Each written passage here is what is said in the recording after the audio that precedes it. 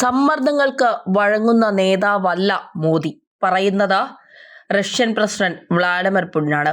Indian സന്ദർശന വേളയിലാണ് Vladimir Putin നരേന്ദ്രമോദിയെ പ്രശംസിച്ചുകൊണ്ട് രംഗത്തെത്തുന്നത്. നരേന്ദ്രമോദിയെ വാനോളം പുകഴ്ത്തുകയാണ് റഷ്യൻ പ്രസിഡന്റ് വ്ളാഡിമിർ പുടിൻ. മോദിയെപ്പോലുള്ളൊരു നേതാവ് ഇന്ത്യയുടെ ഭാഗ്യമാണെന്നാണ് റഷ്യൻ പ്രസിഡന്റ് പറയുന്നത്. മോദിയും താനും തമ്മിൽ നല്ല സൗഹൃദ ബന്ധമാണുള്ളത്. സാമ്പത്തിക സഹകരണം, പ്രതിരോധം, മാനുഷിക ബന്ധങ്ങൾ, ഉയർന്ന സാങ്കേതിക വിദ്യ തുടങ്ങിയ മേഖലകളിൽ ഇന്ത്യയും റഷ്യയും തമ്മിലുള്ള ബന്ധം ശക്തിപ്പെടുത്താൻ മോദി പ്രതിജ്ഞാബദ്ധനാണ് എന്നാണ് പുടിൻ പറയുന്നത്. മോദിയെ കാണുന്നത് വളരെ സന്തോഷം നൽകുന്ന കാര്യമാണ് എന്നും വ്ളാഡിമിർ പുടിൻ പറയുന്നുണ്ട്. സത്യത്തിൽ ഇത് ഇന്ത്യക്കാർക്ക് ഓരോരുത്തർക്കും അഭിമാനിക്കാവുന്ന കാര്യം കൂടിയാണ്. 2001 അന്നത്തെ പ്രധാനമന്ത്രിയായിരുന്ന അടൽ ബിഹാരി വാജ്പേയി റഷ്യൻ സന്ദർശിച്ചിരുന്നു. അന്ന് അദ്ദേഹത്തെ അനുഗമിച്ച ഒരാളായിരുന്നു അന്നത്തെ ഗുജറാത്ത് മുഖ്യമന്ത്രിയായ നരേന്ദ്രമോദി. ഇന്ന് ഇന്ത്യ സന്ദർശിക്കുന്ന റഷ്യൻ പ്രസിഡന്റ് വ്ളാഡിമിർ പുടിനെ അതേ രീതിയിൽ ഇന്ന് അദ്ദേഹത്തെ ഇവിടെ വരവേൽക്കുന്നത് അന്ന് വാജ്പേയിയോടൊപ്പം അനുഗമിച്ച ആ ഗുജറാത്ത് മുഖ്യമന്ത്രിയായ നരേന്ദ്രമോദി ഇന്ന് ഇന്ത്യൻ പ്രധാനമന്ത്രിയാണ്. ന്യൂഡൽഹിയിലെത്തി അദ്ദേഹത്തെ സന്ദർശിച്ചത്. 2021 നിന്നുള്ള 2025 ഇന്ത്യയുടെ വളർച്ച അല്ലെങ്കിൽ BJPയുടെ വളർച്ച എത്രത്തോളം വലുതാണ് എന്നുള്ളതാണ്.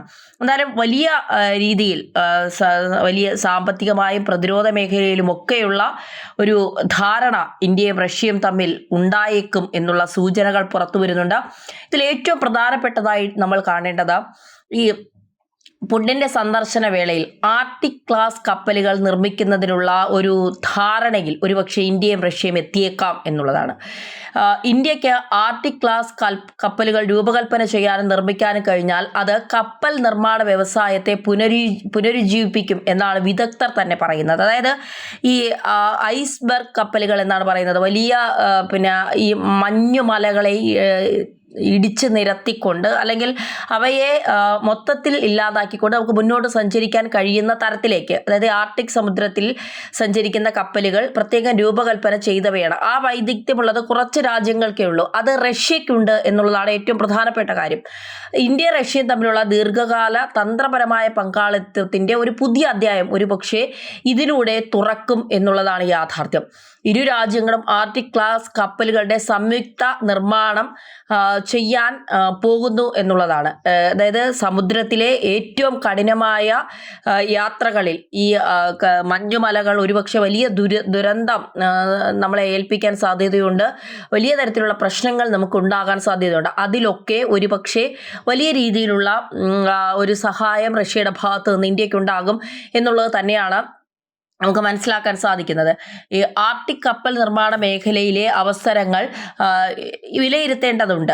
മാത്രമല്ല ഈ റഷ്യയുടെ ഉപപ്രധാനമന്ത്രി ഡെനീസ് മാൻഡറോവാണ് ഈ ആശയം മുന്നോട്ട് വച്ചത്. എന്തുകൊണ്ട് നമുക്ക് ഇങ്ങനെ ഒരു സംയുക്തമായി നമുക്ക് ഒരുമിച്ച് നിന്നുകൂടാ, ഇത്തരത്തിലൊരു കരാർ ഈ ഐസ് ബ്രേക്ക് നീക്കിക്കൊണ്ടു പോകുന്ന തരത്തിലേക്കുള്ള കാര്യങ്ങളിലേക്ക് നമുക്ക് എന്തുകൊണ്ട് കുറച്ചുകൂടി ശ്രദ്ധ ചെലുത്തിക്കൂടാ എന്നുള്ളൊരു നിലപാട് അദ്ദേഹമാണ് മുന്നോട്ട് വച്ചത്. അത് വളരെ ഭംഗിയായി രണ്ട് നേതാക്കളും ഏറ്റെടുക്കുകയും ചെയ്തു.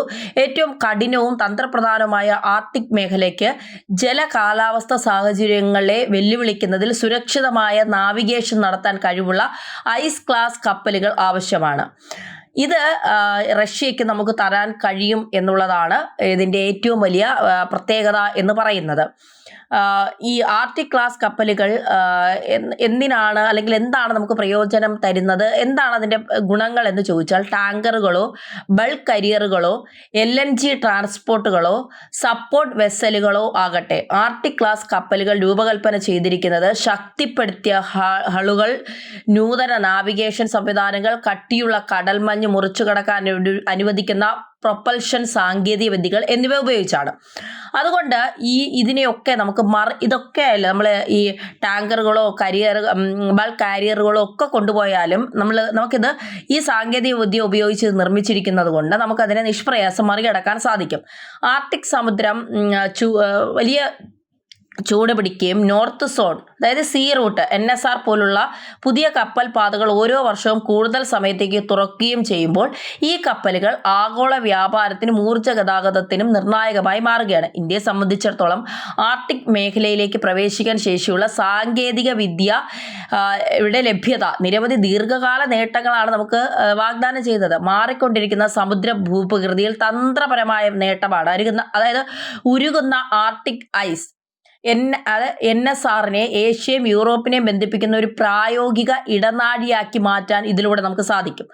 ആർട്ടിക് ക്ലാസ് കപ്പലുകൾ വികസിപ്പിക്കുന്നതിലൂടെ ഉയർന്ന വടക്കൻ മേഖലയിലെ ഭാവിയിലെ വാണിജ്യ ഗതാഗതം, വിഭവ പരിവേഷം, ശാസ്ത്രീയ ദൗത്യങ്ങൾ എന്നിവയിൽ പങ്കെടുക്കാൻ ഇന്ത്യ സ്വയം പര്യാപ്തമാകുന്നു എന്നുള്ളതാണ്. മാത്രമല്ല, മെച്ചപ്പെടുത്തിയ സുരക്ഷയും പ്രവർത്തന മൊബിലിറ്റിയും അടുത്തിടെ അംഗീകരിച്ച റെസിപ്രോക്കൽ എക്സ്ചേഞ്ച് ഓഫ് ലോജിസ്റ്റിക് കരാർ ഇന്ത്യ നാവിക വ്യോമ സേനകളെയും ആർട്ടിക് പസഫിക് മേഖലയിലെ സൈനിക സൗകര്യങ്ങൾ ഉൾപ്പെടെ റഷ്യൻ സൈനിക സൗകര്യങ്ങൾ ഉപയോഗിക്കാൻ നമുക്ക് അവിടെ നിന്ന് അനുമതി ലഭിക്കുന്നു എന്നുള്ളതാണ്. ആർട്ടിക് ക്ലാസ് കപ്പലുകൾ ഇന്ത്യയെ ഈ പ്രവേശനം പൂർണ്ണമായി പ്രയോജനപ്പെടുത്താൻ പ്രാപ്തമാക്കും. സംയുക്ത വ്യായാമങ്ങൾ, മാനുഷിക ദൗത്യങ്ങൾ, സമുദ്ര സുരക്ഷാ പ്രവർത്തനങ്ങൾ എന്നിവയ്ക്കായി നമുക്കിതിനെ ഈ മൊബിലിറ്റിയെ മെച്ചപ്പെടുത്താൻ സാധിക്കും എന്നുള്ളതാണ് ഇതിൻ്റെ ഏറ്റവും പ്രധാനപ്പെട്ട കാര്യമെന്ന് പറയുന്നത്. അപ്പോൾ ഇന്ത്യയും റഷ്യയും തമ്മിലുള്ള ഒരു ബന്ധത്തിൻ്റെ ഒരു ആഴം എത്രത്തോളം വലുതാണ് എന്നുള്ളതാണ് നമുക്ക് മനസ്സിലാക്കാൻ സാധിക്കും. മാത്രമല്ല, റഷ്യയിൽ